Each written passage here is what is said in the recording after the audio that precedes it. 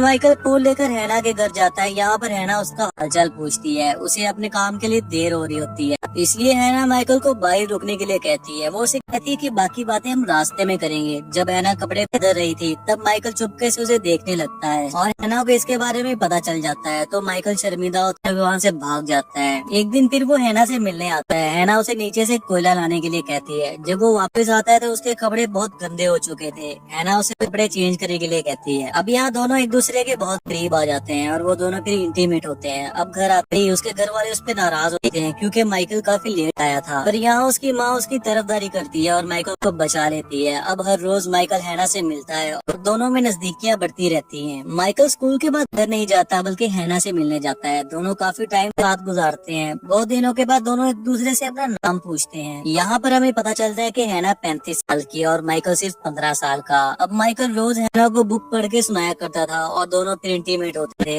एक दिन माइकल उस ट्रेन पे चढ़ता है जहाँ हैना काम करती है। वो चाहता था कि हैना उससे बात करे, पर यहाँ वो माइकल को इग्नोर करती है। घर आकर माइकल उस पर गुस्सा करता है और वो उससे कहता है कि तुमने मुझे इग्नोर क्यों किया। तब वो उसे कहती है कि मैं समाज के सामने तुम्हें अपना नहीं सकती, मेरी भी कुछ मजबूरियां हैं। माइकल उससे नाराज होकर वहाँ से चला जाता है और फिर वो वापस भी आ जाता है क्योंकि वो हैना से बहुत प्यार करता था। यहाँ पर वापस वो दोनों इंटीमेट होते हैं। माइकल हैना को साइकिल टूर पे जाने को कहता है। हैना भी मान जाती है। वहाँ पर वो दोनों बहुत खुश होते हैं, तो हैना भी माइकल को पसंद करने लगती है। लंच टाइम करते वक्त हैना कहती है कि मैं भी वो खाऊंगी जो माइकल खाएगा। दरअसल हैना एक अनपढ़ होती है और उसे पढ़ना लिखना नहीं आता। ये बात उसने माइकल को भी नहीं बताई थी। यही वजह थी कि वो हमेशा माइकल से बुक पढ़ने को कहती थी। माइकल उसको एक पोएम लिखता है, पर वो उसे कभी सुना नहीं पाया। इन दोनों माइकल को स्कूल में एक लड़की मिलती है जिसका नाम सूफिया था और वो माइकल को पसंद भी करती थी, लेकिन माइकल उसे इग्नोर करता है। अगर उसे कोई पसंद था तो वो हैना थी। अब हैना को प्रमोशन मिल जाती है और उसे एक ऑफिस जॉब मिल जाती है। माइकल के बर्थडे के दिन वो अपने दोस्तों को छोड़कर हैना के पास आता है, लेकिन उल्टा हैना उस पर गुस्सा करती है। वो उसे कहती है कि तुम मेरी वजह से अपने दोस्तों को छोड़ रहे हो, जो कि बहुत गलत बात है। हैना गुस्से में आकर आखिरी पर माइकल के साथ इंटीमेट होती है और अगले दिन वो माइकल को बिना बताए घर छोड़कर चली जाती है। जब माइकल हैना के घर जाता है तो वो देखता है कि घर खाली है। हैना वहाँ से जा चुकी है। माइकल का दिल टूट जाता है और इन दिनों वो बहुत उदास रहता है और अपना वक्त अकेले ही बिताया करता है। ऐसे ही 8 साल बीत जाते हैं और माइकल अब 23 साल का हो चुका है। वो अब लॉ स्कूल में पढ़ता है। यहाँ पर माइकल के प्रोफेसर स्टूडेंट्स को एक केस ट्रायल दिखाने लेकर जाता है। ये केस ट्रायल दरअसल नाज़ी लोगों के द्वारा 300 जूइश औरतों को मारने का है। इस केस में एसएस गार्ड्स पे आरोप है कि गार्ड्स ने 300 औरतों को एक जलते हुए चर्च में मरने के लिए छोड़ दिया। अगर वो गार्ड्स चाहती तो वो उनको बचा सकती थी। इनमें से एक नाम हैना का भी था। माइकल जब हैना को डिफेंडेंट के तौर पर देखता है तो उसे यकीन नहीं आता कि जिसके साथ उसने इतने खूबसूरत पल बिताए वो औरत ऐसा भी कर सकती है। माइकल ये मानने को तैयार नहीं कि हैना किसी को मार भी सकती है, बल्कि उसने तो उसकी मदद की थी जब वो बीमार था। इलाना नाम की औरत इन 300 जूइश औरतों में से बच गई थी और उसने इस इंसिडेंट पे बुक भी लिखी थी, इसलिए ये सब हो रहा था। उस टाइम ज्यूज को बहुत मारा जाता था और उन पे अत्याचार किए जाते थे।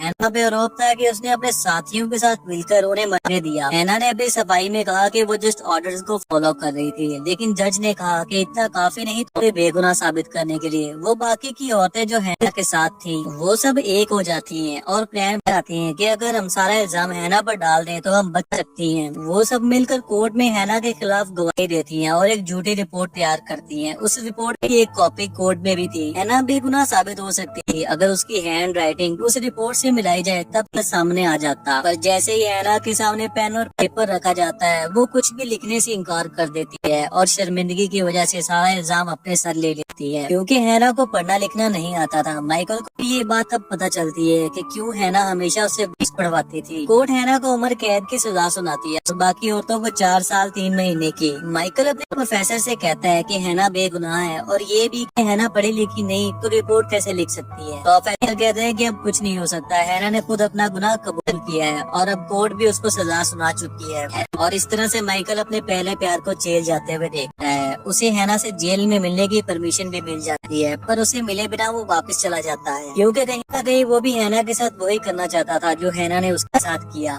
अब माइकल अपनी लाइफ में बिजी हो जाता है और शादी करता है और उसकी एक बेटी भी होती है जूलिया। वो अपनी वाइफ के साथ कभी भी खुश नहीं रह पाया क्योंकि वो हमेशा से हैना से प्यार करता है, इसलिए उन दोनों के दरमियान डाइवोर्स हो जाती है। एक दिन उसे वो पुरानी बुक मिलती है जो वो हैना को पढ़कर सुनाया करता था। वो उन बुक्स को पढ़कर रिकॉर्ड करता है और जेल में हैना को भेजता है। हैना उन्हें सुनकर और लाइब्रेरी से कुछ बुक्स लेकर खुद ही पढ़ना लिखना सीखती है। कुछ दिनों के बाद वो माइकल को लेटर लिखना शुरू कर देती है और उम्मीद करती है कि माइकल भी उसको जवाब देगा, लेकिन माइकल ने कभी भी वापस जवाब नहीं दिया। ऐसे ही 20 साल बीत जाते हैं। हैना बूढ़ी हो चुकी थी और उसके अच्छे बिहेवियर पर उसे छोड़ दिया जाता है। हैना की कोई फैमिली और फ्रेंड ना होने की वजह से जेल का स्टाफ माइकल को कॉल करता है। फैमिली के नाम पर हैना का माइकल के सिवा कोई नहीं था। जेल की स्टाफ माइकल से कहती है कि बाहर की दुनिया हैना के लिए बिल्कुल नहीं है, ऐसे में आपको उसकी मदद करनी पड़ेगी। माइकल एक घर और एक जॉब हैना को ढूंढ देता है। हैना के रिलीज होने से एक हफ्ता पहले वो हैना से मिलता है। यहाँ पर वो हैना से थोड़ी दूरी बना के रखता है। हैना उसका हाथ छूने की कोशिश करती है पर माइकल अपना हाथ दूर कर लेता है। माइकल हैना से कहता है कि मैंने सारी चीजों का इंतजाम कर दिया है और अगर किसी और चीज की जरूरत पड़े तो तुम मुझे बोल देना। हैना उसे थैंक यू कहती है